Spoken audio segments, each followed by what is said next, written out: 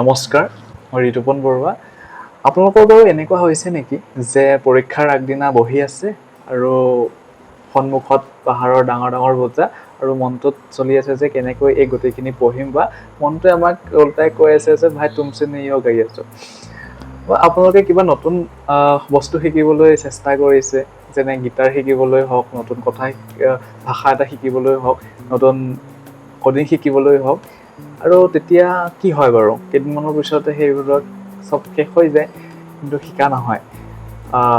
যদি মই কওঁ যে আপোনাৰ এই শিকাৰ গতি আপুনি 10x পৰ্যন্ত বঢ়াব পাৰে, বা এইবাবে আপুনি কোনো জিনিয়াছৰ প্ৰয়োজন নাই, মাত্ৰ কেইটামান কৌশল ব্যৱহাৰ কৰি আপুনি এই যিকোনো এটা বস্তু অতি সহজতে শিকিব পাৰে। হয়, আপোনালোকে ঠিকেই শুনিছে, আৰু আজি আমি এই বিষয়ে কথা পাতিম।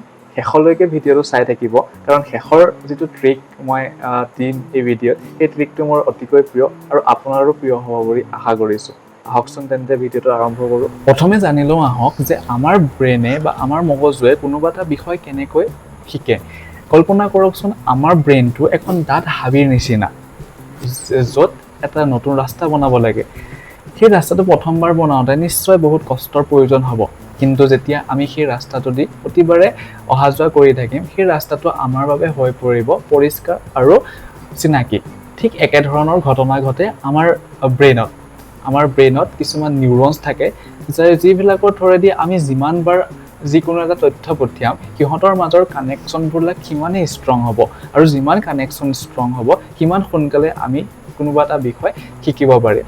আৰু এইটোৱে হৈছে আমাৰ ব্ৰেইনৰ কোনোবা এটা বিষয় শিকাৰ মূল মন্ত্ৰটো, বা যিটো ফাংচন হয়। এতিয়া আহকচোন আমি কেইটামান ট্ৰিকৰ বিষয়ে শিকোঁ, যিকেইটা ট্ৰিকৰ থ্ৰুৱেদি আমি কোনোবা এটা বিষয় ক্ষিপ্ৰতাৰে শিকিব পাৰিম, বা ফাষ্টেষ্ট ৱেজ আমি জানিব পাৰিম। তো আহিছোঁ প্ৰথমটো ট্ৰিকলৈ, টিচ লাইক এ টিচাৰ। হয়, আপুনি ঠিকেই শুনিছে। এইটোক আমি ফাইনমেন টেকনিক বুলিও কওঁ, যিটো টেকনিকৰ আছে যে আপুনি যদি কোনোবা এটা টপিক লৈছে, সেই টপিকটো আপুনি কাৰোবাক শিকাই দিয়ক। হয়তো এনেকৈ শিকাওক যে আপুনি কোনোবা 5-10 বছৰীয়া ল'ৰা ছোৱালীক শিকাই আছে, বা এনেকুৱা যদি 5-10 বছৰীয়া ল'ৰা ছোৱালী নাই, আইনাৰ সন্মুখত নিজে থিয় হৈ পেলাই শিকাব পাৰে, নহ'লে আপুনি এনেকৈও শিকাব পাৰে। কিন্তু চোৱা ৰাইটমিটাৰ, ফটোচিন্থেছিছ হৈছে এটা প্ৰচেছ যিটো যোগেদি উদ্ভিদে নিজৰ খাদ্য নিজে উৎপাদন কৰিব পাৰে। তো ফটোচিন্থেছিছৰ বাবে বহুতবিলাক কম্পনেণ্টছ লাগে। তোমাক লাগিব সূৰ্যৰ পোহৰ, কাৰ্বন ডাই অক্সাইড, আৰু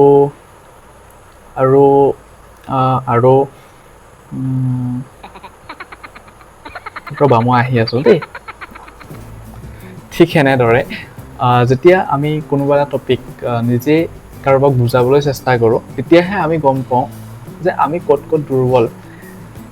গতিকে যেতিয়া আপুনি কিবা এটা টপিক কাৰোবাক বুজাইছে আৰু ৰৈ গৈছে, তেতিয়া আপুনি সেইটো আপোনাৰ উইক পইণ্ট বুলি ধৰি ল'ব, আৰু আকৌ সেই টপিকটো ভালকৈ পঢ়ি পেলাই আকৌ বুজাবলৈ চেষ্টা কৰিব।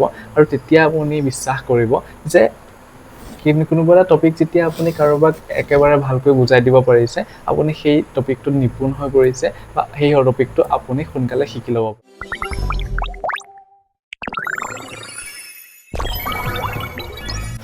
এতিয়া আগবাঢ়িছোঁ দ্বিতীয়টো ট্ৰিক্সলৈ। আমাৰ ব্ৰেইনটো আমি জনাতকৈ বহুত চালাক। ই সদায় এনেবিলাক তথ্যহে নিজৰ মাজত ৰাখে যিবিলাক দৰকাৰী বুলি ভাবে, নহ'লে ই ডিলিট কৰি দিয়ে।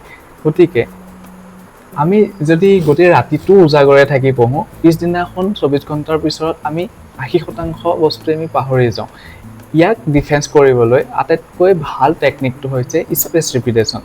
এই টেকনিকত কি হয়, আমি কোনো এটা বিষয় একেলগে বহুতবাৰ পঢ়াতকৈ আমি ভাগ কৰি পঢ়োঁ। অৰ্থাৎ এটা টপিক একেদিনেই 10 বাৰ পঢ়াতকৈ বেলেগ দিনত এবাৰকৈ পঢ়াটো বেছি লাভদায়ক হয়। উদাহৰণস্বৰূপে, যদি আপুনি প্ৰথম দিনা এটা টপিক পঢ়িছে, সেই টপিকটো চাইছে, সেই টপিকটো পঢ়ক, আৰু সেইদিনা সেইটো সামৰি পেলাই পিছদিনাখন আকৌ এবাৰ চকু ফুৰাওক সেই টপিকটোক। দ্বিতীয় দিনা আকৌ এবাৰ চাওক। এসপ্তাহৰ মূৰত সেই টপিকটো আকৌ এবাৰ পুনৰীক্ষণ কৰক, বা আকৌ এবাৰ চাওক, আৰু এমাহমানৰ পিছত সেই টপিকটো আকৌ চাওক। এনে কৰিলে আমাৰ ব্ৰেইনত এটা ছিগনেল যায় যে এই টপিকটো ক'ৰবাত নহয় ক'ৰবাত ইম্পৰ্টেণ্ট হয়। সেই গতিকে আমাৰ ব্ৰেইনে এইটো ষ্ট'ৰেজ কৰিবলৈ বা ষ্ট'ৰ কৰিবলৈ তৎপৰ হয়, আৰু তেতিয়া আমি যিকোনো এটা বিষয় অতি সোনকালে শিকিব পাৰোঁ। এতিয়া আহিছোঁ আটাইতকৈ শেষৰটো ট্ৰিক্স, আৰু মোৰ প্ৰিয় ট্ৰিক্সটো পিজ্জাৰ দৰে ভাগ কৰক।